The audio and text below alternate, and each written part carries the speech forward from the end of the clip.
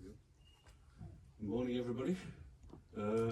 First of all, thank you very much for inviting me over. The reason I'm here is a slightly strange one, because a few years ago we made a TV programme connected to the Salme boat burials. So as part of the TV series in England called The Viking Dead. But that was also the fourth in the series of a set of TV programmes called Medieval Dead. So what I want to do today is I want to compare the boat burials at Saaremaa here to the mass grave that we excavated at Towton in 1996. So there are two very distinctive and now famous mass graves have been discovered in Europe in the last few decades, and as you can see here, one is from Estonia at Salme and the other is from England in Towton, and that was in 1996. Although the two sets of graves are separated in time by centuries and separated in space by hundreds of miles, there are several ways in which we can compare them, and they may be seen as slightly similar. Hopefully I'll discuss that as we go along. So basically one of the questions is, can we learn anything from the 26 years that I've had excavating the grave and dealing with the mass grave from Towton? And does the comparison raise any interesting questions? So hopefully I'll leave that up to you to discuss at the end of the talk. Just as an introduction, Towton there's the medieval city of York, and Towton is down about 10 miles, 13 kilometres southwest of York. And as you hopefully know where you are, there's no need to go into great detail about where Salme is in Estonia. The location context of the graves. So at Towton we know that the burials lay within the consecrated ground of a former chapel, although the chapel is now gone and we don't know exactly where it was. But this was on the edge of the recognised historic battlefield, so we know the context. At Salme, obviously, we know that the ships were buried near to the water on which they presumably sailed, but we know very little of the exact context yet. But was it near to a site of a conflict? And that's one of the questions that a couple of people have raised. Or was it a special piece of ground to those who buried the dead there? Was it the location, was it isolated or heavily populated? And again, we're not sure about that yet. Was it waste ground with nothing around it for miles? Or was it some sort of respected burial ground that we don't know about yet? And again, these are questions that hopefully will be raised as more research gets undertaken. So now we need to talk about the sites on which the conflicts took place. So at Towton we can be reasonably confident regarding the location of the actual site of the conflict. These are a collection of 15th century artefacts recovered by metal detectorists over the last 25 years or so. And you can definitely see that there is a concentration in the middle of this area here, so just north of one village, south of Towton itself. And this obviously shows where the medieval conflict took place.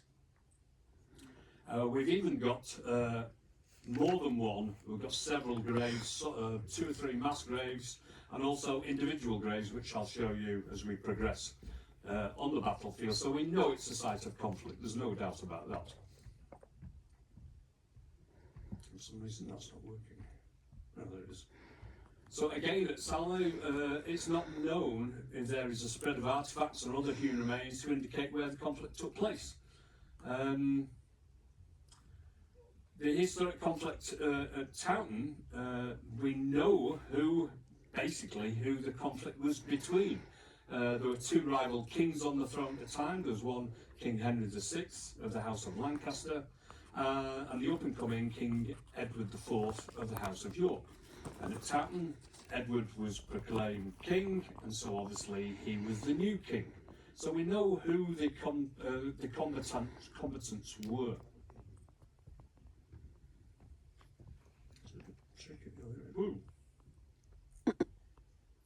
Right. So at Towton we even know the names of some of the people that fought there, including some of the images of the people who fought there, which is quite interesting. So we've got Richard Neville, the then Earl of Warwick. So we've got a tomb effigy this one here, which is presumably him in his later life, otherwise he's not looking very healthy. And then we've got one of his in his younger days when he's in full armour. So we know roughly what he looked like. We've got somebody called Lionel Lord Wells, and we know what he looks like because before he died, he made himself a tomb.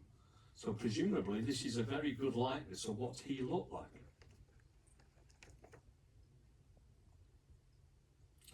We've got another individual called Radolf Dacre, Lord Dacre, and he's buried in the village to the south of the battlefield.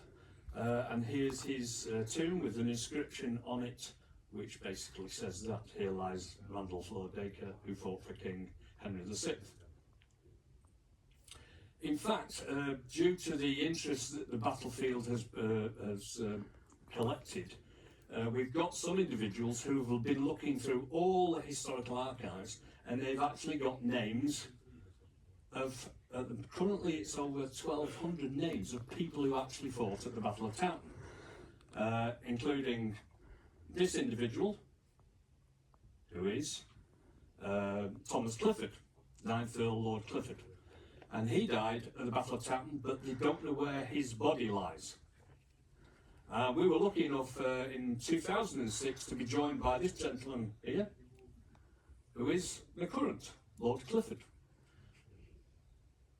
And so there is always a potential for matching people who have fought at the battle with potential direct descendants of people who are living today. And we know who they are, so we can, including the Duke of York, etc. So we know these people exist. But because Lord Clifford is missing, you have to at least ask the question, is he one of these? Because they don't know where his grave is. So, another question for looking at DNA, etc. So in terms of the historic context of the conflicts, in comparison we can only presently guess who the combatants in the Salme graves might have been. Were they traders or fighters, attackers or defenders? It has already been suggested, however, that they were not originally from Saaremaa, but from Sweden, by looking at their body chemistry, for example. But what about their DNA? And obviously we were going to hear about that today. Is it the next talk or the one after that? No, it's later on. So again, we can start looking to answer some of the questions. One of the things that's important, what I'm going to discuss now, is the aspect of commingled human remains. Both sites contain human burials, which are often referred to as mass graves.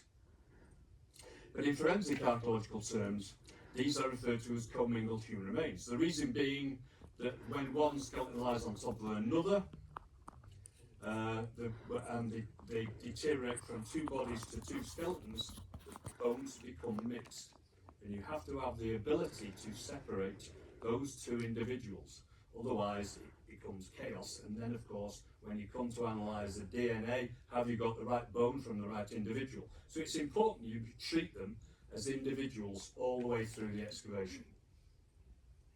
So at Salme we can see that there are two boats, and when you zoom into each one, we can see that there are individuals on each one of the boats. And when you zoom in even closer, we can see that there are buried human remains, which are separated. So these are individuals. Then we've got some small commingled human remains, such as these three are lying together. So those are commingled, the other two are not, they are separated. And then of course, you've got the major grave where everybody is commingled. That's incredibly important to separate them as individuals, otherwise you can't pick them out and find out individual aspects about them. So at Towton, this is where some of the parallels start to creep in. Here's Towton Hall where we excavated the grave. That's the red one here. This is the bit we'll be looking at. This was excavated by the builders sometime before we even got there, so we don't have that bit of the grave. So we're looking at this bit here, and later on we'll be looking at those. So here's a close-up of all these individuals in the corner of Towton Hall. So if we're going closer, we can see that once again we've got individual burials, which are not commingled. Then we've got triple burials, which are commingled, so coincidental we have 3 burials on top of each other as are commingled, exactly the same as Salme. And obviously we have the mass grave of the collection of most of the individuals. So in terms of artefacts, Towton is a little bit embarrassing compared to Salme, because that's it. So we have 1 finger ring on the 1 individual, and this was almost certainly missed by accident because this is made of silver and everything was stripped from the graves from everyone else, apart from inside what we presume some of these might have been actually pushed into the wounds of the individuals, because again these were left behind as well. And these are the copper alloy lace ends, which would have looked something similar to this. It's to help you thread lace when you're putting your clothing on. And the only other aspect was this, which is a piece of a broken bone with copper alloy rivets in it. And again, it's paralleled with something like that, so that's what it would have looked like. And that's all there was. I'm not even going to go into the artifact density from Salme, because obviously we know all about it, and it's immense, from everything from the pieces of swords to the ship rivets and the gaming pieces. But if you compare these to other collections of artifacts from the same period, we can see that there are some similarities.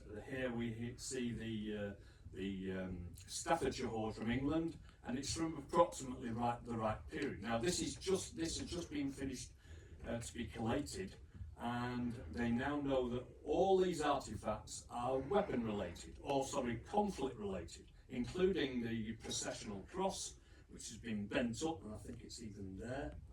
That may be a piece of it. So all these artifacts would have been or could have been present on the battlefield. And what's interesting, there aren't anything else. So there aren't any other artifacts that would be associated with a collection of grave goods, for example, like at Sutton Hoo, where you get dishes and bowls and other artifacts and ivory combs or whatever. There are none in the Staffordshire hoard, and that's very interesting. So they are presuming at the moment that somehow this is conflict related. So somebody's collected all these artifacts together and decided to put them together and rebury them in a hoard. In terms of the evidence of the conflict, at Towton we've got an abundance of weapon trauma, extensive from the wounds, different variety of weapons from swords, knives, axes, hammers and arrows. So first look at the evidence of blade wounds. As we can see, it's quite extensive, so you get complete sword blows bisecting the face, and then you get sword blows to the back of the head, so it takes the back of the head off. And these are almost from, certainly from swords, axes possibly, but more likely swords, so they're very sharp. Individuals that have been chopped from behind into the back of the head. Looks like he's got his sword jammed a bit because he's rattled it a bit to get it out. Sorry, it's a bit gruesome, but that's the way it is. And then you get these other individuals. This individual had at least 14 blows to the head, including sword blows, knife blows, stab wounds and knife cuts. So this poor chap did not want to go down quietly, obviously. And then we've got evidence from what's called blunt force trauma, so that is something like a warhammer or a mace, and if you swing this with enough force into the skull, it makes a very nice specific type of injury. And sometimes they're not just round, but they're rectangular, so you can actually see the shape of the weapon that made that particular blow. We've got individuals like this one, number 16 from Towton, and there is evidence that he has fought before and survived and healed, and this is in the medieval period, so this is fantastic healing without severe infection. And we had a reconstruction made for him, and that's presumably what he looked like when he went into battle for the second and last time.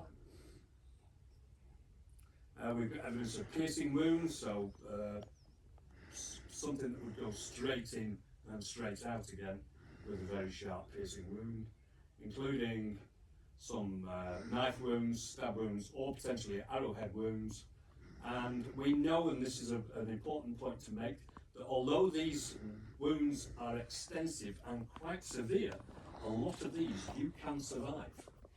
And there are examples from around the world now, unfortunately, places like Rwanda, where people have survived machete wounds right inside the head, like some of these individuals. So we cannot automatically assume that all these people died straight away. It's an important point to make.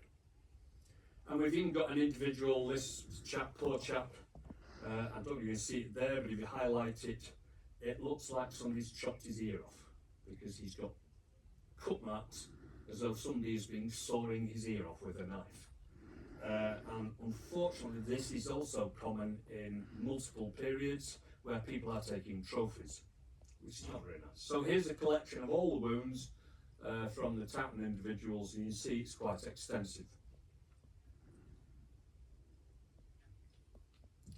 Now, if we look at the evidence from Salme again, it's very similar.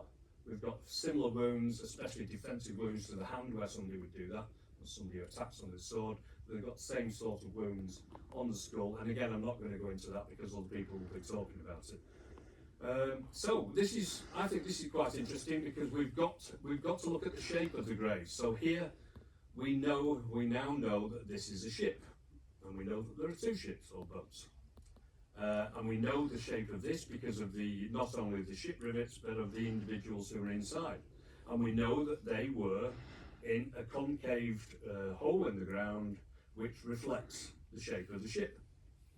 And we could argue that it's the fact that the rivets are present here, these lines of rivets, that you can prove beyond any shadow of a doubt that this is a ship.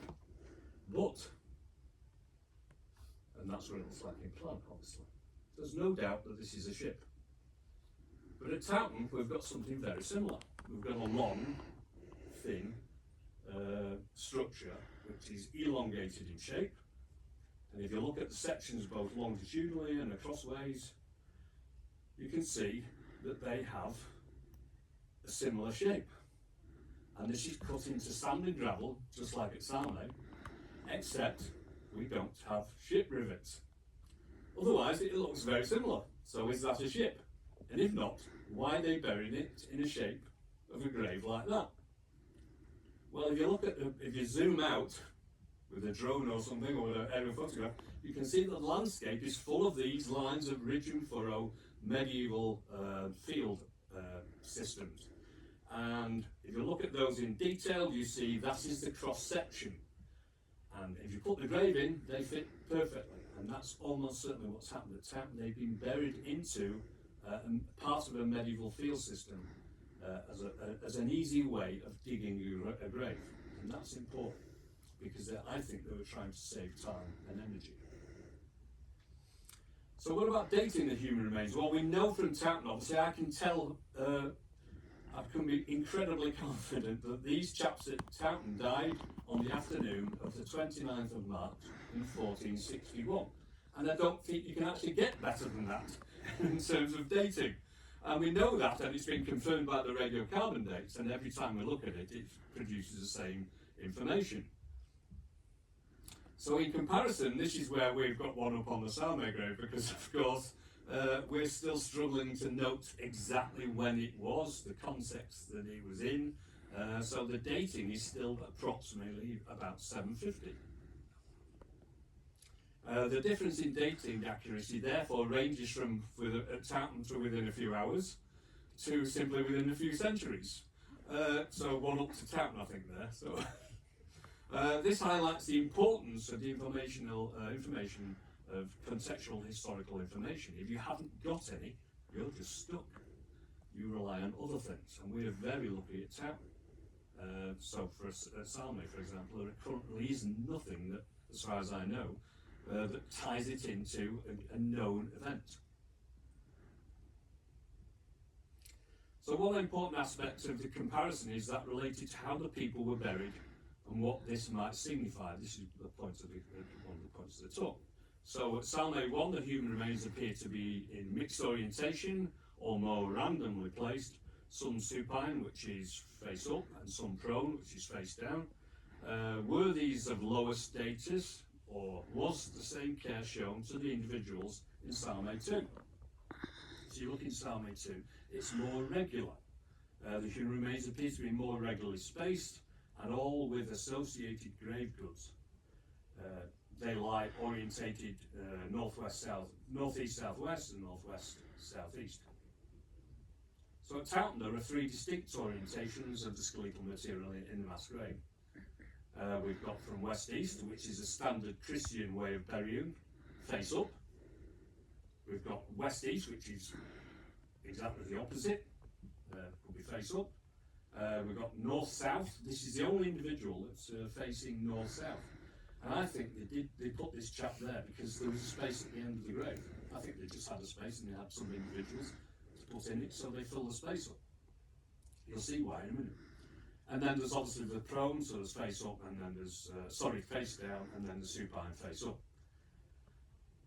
And if you look at the context of how these individuals are buried, there is, even though they started off west-east in the Christian manner, some were face up and some were face down. So there's no respect shown here, it's just that it seemed to be a way of filling a grave. And they seem to have started with some sort of intention, and it all went pear-shaped at the end. And I'll show you now why we believe this. And there they all are together. So what I'll do now is I'll run through a sequence very quickly of all these individuals, and you'll see how they were buried.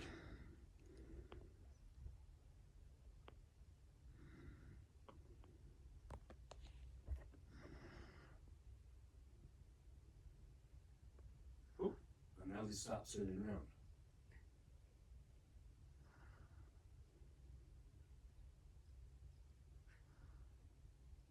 So one interpretation I prefer is that this process relates to the filling of the grave pits as efficiently as possible. And this process does not infer respect for the dead at all. It's just a way of filling a hole in the most efficient way. So now if we look at the Towton Hall itself, and the northeast corner, we can see the whole group of individuals we've been talking about. And now I can talk about the individuals very quickly. So we've got one individual who's half under the wall of the house. We've got another individual who's under the wall of the house, but they were buried in the Christian manner. And then we've got another individual buried inside underneath the dining room of the house. And then we've got the triple graves of the three individuals, again, underneath the dining room of the house. And we, at the moment, we are tending to believe that these four chaps, and maybe one or two in there, may possibly be related. And I was hoping to get the DNA results back, and they're not back yet, so I can't tell you if they are or not. So that's work in progress. And we can tell by the contextual looking at that part of the grave that all these individuals, even the ones underneath the dining room, they're all date to a period before the house was built, Towton Hall was built. So all these individuals were not deliberately buried with artefacts. Apart from that one finger ring, there are no artefacts there at all. So in terms of respect, at Towton, the Christian site, less respect was shown to those buried in the mass grave, and more respect was shown to those in the individual or smaller graves. Alternatively, at Salme, the non-Christian site, more respect appears to be shown in people in the mass grave. The larger and possibly less respect was shown in the smaller grave, and this seems to be sort of balanced by the grave goods to a certain degree. They seem to be high status in the bigger grave. So might these differences infer a hierarchy between those who were interred? And was a regulated mass burial more acceptable or even preferable to individual burial for the people of Salme? If you want to be buried after a big barney, a big fight, and you're going to Valhalla, do you want to be there on your own, or do you want to go with all your mates you go down the pub with? So it's an interesting concept. Can we infer anything from this? So did the burial party at Towton only respect the dead in the individual graves? And this goes with the Christian way of burying people. So were they buried by the victors, or simply by the people that left behind to clear the dead? Was the mass grave at Towton filled with their enemies, or simply of the people of a lower status? At Towton, it is more difficult to interpret the remains than at Salme. because of the grave goods and everything else that goes with it. The mass graves at Salme are very unusual, that's beyond a doubt. It can be argued that the people at the grave too were buried with a great deal of care and respect. Time was taken to lay out each individual, and it's also a potential that if you lay these individuals out in a set manner and you want to keep that level of respect maintained, you can't go and bury other people on top of them without disturbing the ones below. So I believe that one of the reasons we could interpret this layers of sand is they did it deliberately so that the people who were buried just after them, or later, whatever, they were not disturbed by the people who were burying the subsequent burials. Each individual was buried associated with grave goods, suggesting they were not rushed or they didn't need to flee. They were given time and respect to these individuals. The people appear to have been buried by their friends and not their enemies. We can't say this for certain, but it's highly probable. And boats were also buried, suggested that if the survivors were not locals, then other boats were available in which to return home if that was necessary. So, summary, losers or victors. Following the most battles, the victors loot the battlefield for any items of value. They hold the battlefield usually for at least a day and a night in order to do this, like the artifacts found at the Staffordshire Hoard, for example. Somebody's collected them off the battlefield and moved them away and reburied them. If the people found that Salme graves had lost the battle, then why was there so many artifacts buried with them, including an excess of swords and at least 2 ships? Oh, wrong one. Why was so much time and care spent preparing the grave, the ships, the setting out of the dead, if the victorious enemy was still nearby in order to threaten them? It's very unlikely. Were those buried in Salme only possible simply because they were the victors of the conflict? Did the remaining combatants hold the field, clear any valuable artifacts, and then bury their own dead with great ceremony and respect? If this is true, then the battlefield in which they fought might be very close by. Is it? Will future discoveries of artifacts or other human remains locate a potential site of conflict either on land or on the seabed or in the riverbed nearby? And this has just been undertaken over the last few years, the last decade or so, at a site in Gotland, at the Battle of Masterby, where Maria Lindström has discovered the site of the Battle of Masterby. And you see by this extensive series of artifacts, most of which are arrowheads and fragments of weapons and battle-related furniture, it's definitely the site of a medieval battle. So, different mass graves from around the world. There are extensive numbers of mass graves, and very, very few have artifacts associated with them, or especially valuable artifacts associated with them. So at Salme we have a bit of everything, and that's why I think the site at Salme is unique. And I've got 1 minute to go, that's not bad. Thank you very much.